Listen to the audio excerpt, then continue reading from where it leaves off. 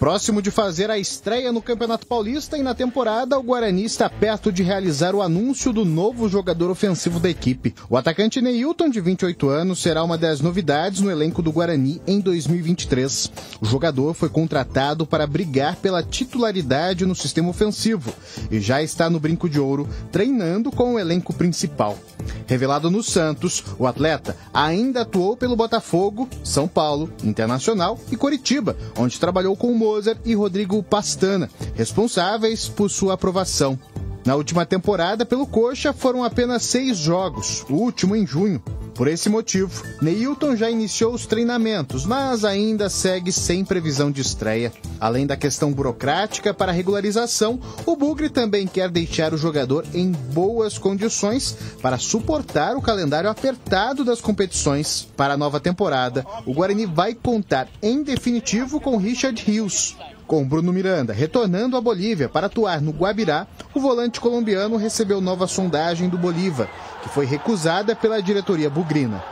A proposta de $800 mil pelo atleta foi negada pelos dirigentes do Guarani, já que o jogador deve ser utilizado com mais frequência pela comissão técnica nesta temporada. No último ano, o colombiano disputou 9 partidas com a camisa alviverde e marcou um gol. Richard Rios tem contrato com o Guarani até dezembro de 2023. Bom, CH, todo mundo inscrito, regularizado no BID, Boletim Informativo Diário, e estão aptos para atuar, com exceção do Neilton, mas tem até hoje 19 horas, né? Acho que é 19 horas que fecha o expediente. Pode ser que ainda seja inscrito no dia de hoje. Hoje é o último dia para inscrição de jogadores para a primeira rodada. O Guarani estreia na competição pegando o Santo André, jogo marcado para o ABC no dia 14, sábado próximo, agora às 16 horas. Tá tudo ensaiadinho, né? Bateria afinada, é só colocar a escola de samba na avenida. Vamos ver se esse time, dentro do campo, corresponde às expectativas. Eu tenho acompanhado pela rede social, Gleger, Batista e telespectadores, um certo otimismo, apesar da boa mudança no time do Guarani para a temporada. O pessoal está acreditando muito naquilo que, principalmente o Gleger, dá muito ênfase sobre o trabalho que o Pastana está fazendo desde o meio do ano passado. Na janela ele arrumou o time e ele está trazendo jogadores. Veja, a gente fala toda hora do Jamerson, fala aqui do Yuri Tanque, mas esse Richard Rios aí, que é um cara que veio do futsal, que foi lançado... Deve começar no banco. Porque teve desconforto, essa coisa toda. Espero que ele não esteja de saída. Eu queria dar relevo para dizer que esse rapaz vai ser o titular do meio campo, caso ele continue no Guarani. E me parece que vai continuar. Então essas caras novas, Neilton, por exemplo, eu não tive oportunidade, porque eu estava ainda de férias de falar do atleta. Tecnicamente eu não discuto o jogador. Não, é o jogador indiscutível. 1 contra 1, um cara que sabe jogar. Eu só fico preocupado com a parte médica e clínica do cara. Se ele tiver inteirão, ele vai ajudar muito. Eu acho que o Guarani tomou todas as medidas de precaução para ter certeza que vai poder contar sempre com o jogador, porque não custa barato. De qualquer maneira, eu acho que o Santo André também se reforçou bastante. Vai ser um jogo complicado, mas eu acho que o Mozart já está aí um tempo, né, Gleger? Está aí, né, um pouco mais de 8 meses, 9 meses. A tendência é que o trabalho dele cada vez vá melhorando mais. Ele recebeu jogadores para isso. Então a expectativa é boa. Eu também estou com uma expectativa muito boa. E eu gostaria de analisar a dupla de zaga, né? O Guarani, o ano passado, jogava agora me fugiu o nome. João Vitor e o Derlan. Era a dupla de zaga do Guarani titular. Né? Em alguns momentos entrava lá o Ronaldo Alves e tal. Mas essa dupla de zaga para esse ano, para mim, é melhor. Lucão e Luciano Castan. São 2 bons zagueiros. O Luciano é um cara experiente, né? É um cara que vem para arrumar aí a cozinha, sem dúvida nenhuma.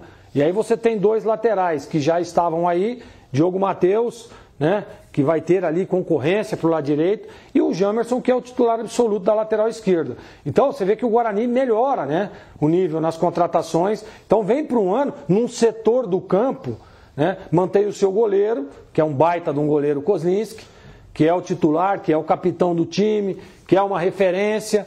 Então, quer dizer, já arrumou a parte de trás, que é um setor do campo onde você tem que estar com uma sustentação muito boa.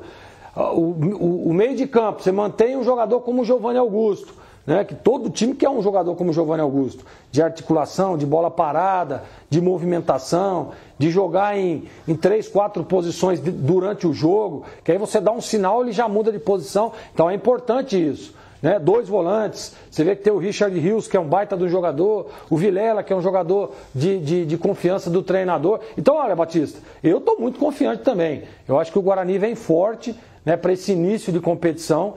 Vale ressaltar que pode ser que um ou outro jogador não estreie, até pelo fato da carga que foi dada na pré-temporada. Isso normalmente acontece. O próprio Richard Rios também, não é possível que ele não vai ser titular, né? Às vezes não vai jogar a primeira rodada justamente por isso. Está com problema muscular, cansaço, dolorido, isso acontece muito. Mas eu acho que o Guarani entra muito, muito bem, né? Com uma espinha dorsal bem montada e com uma estrutura tática, porque você mantém o treinador e isso é importante demais. E o Guarani estará em casa na quarta-feira da semana que vem. Joga contra o Santos, 21h30, estádio Brinco de Ouro da Princesa. O técnico Mozart provavelmente vai, para a estreia do Campeonato Paulista contra o Santo André, usar a plataforma tática 4-3-3. Deve jogar com 3 no meio campo, além dessa defesa citada aqui pelo Glega, meio campo com 2 volantes, Vilela e Lima, e o Giovanni Augusto é o único meia. E no ataque, Bruninho, jogador gerado na base do Atlético Mineiro, Derek falso 9, Gênison no banco e o Bruno José. Esse Bruninho, ele faz esse trabalho de meio também, né? Como era o Isaac. E aí o time fica num 4-4-2, derivando para um 4-3-3. E o Gênison é uma opção para mudança de plataforma. Foi assim que o Mozart fez no jogo treino contra o São Paulo. Segundo tempo, usou o Gênison centralizado. Aí mantém os 2 abertos na frente e um jogador centralizado, que é o Gênison. Enquanto que esse Derek é um jogador de movimentação. É aquilo que a gente comentou aqui, que o Mozart comentou numa entrevista que concedeu à Rádio Bandeirantes, dizendo que vai espelhar o time da Croácia. Então, joga sem volante, sem primeiro volante, sem segundo volante, todos viram meia, numa movimentação permanente e constante. Na prática, isso é teoria, na prática é que nós vamos ver se as peças que ele tem, uma coisa é o treinador ter o desejo, outra coisa é as peças corresponderem àquilo que o treinador pretende. Então, na teoria pode ser um ótimo negócio, mas na prática a coisa não funciona e aí ele tem que retornar ao estado original. Foi assim no Brasileiro. Ele tentou impor um sistema que era o desejo dele, não funcionou e ele teve a humildade de voltar atrás e colocar um time de maior pegada. Porque, gente, o campeonato é muito curto.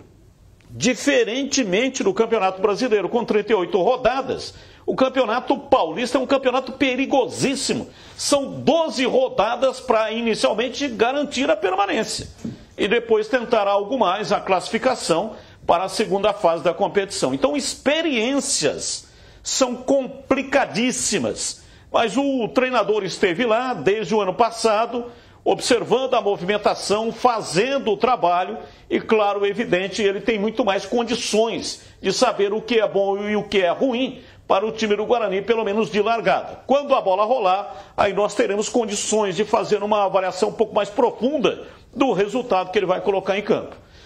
Só uma palavra de vocês aqui com relação à Copinha. Ontem já falamos disso, entrevistamos o treinador. O Guarani pega o Atlético Paranaense.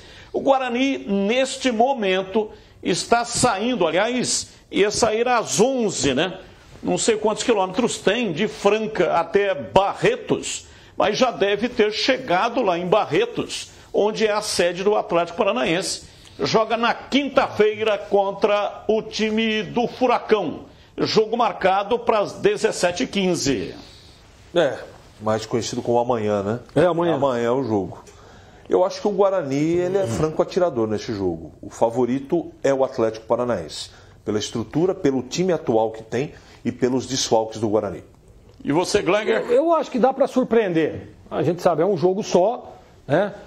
Mas, sem dúvida nenhuma, o favoritismo é todo pro lado do Furacão. Agora, eu só não gostei do que disse ontem o Moisés, meio que deixando a entender que o Guarani oscilou demais na primeira fase pela questão das chuvas, do gramado.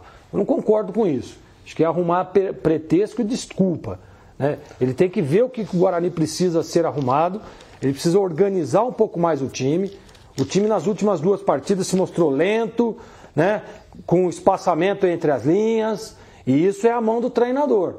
Ajustar a bola parada, né? E aí sim consegue surpreender. Só lembrando que o Guarani tem 3 desfalques importantes, mas isso também não é desculpa. Eu acho que o Guarani pode sim surpreender, mas repito, o favoritismo é todo pro lado do Furacão. Se o problema for esse, o estádio Antônio Gomes Martins, que é chamado de Fortaleza, em Barretos, o gramado está em péssimas condições.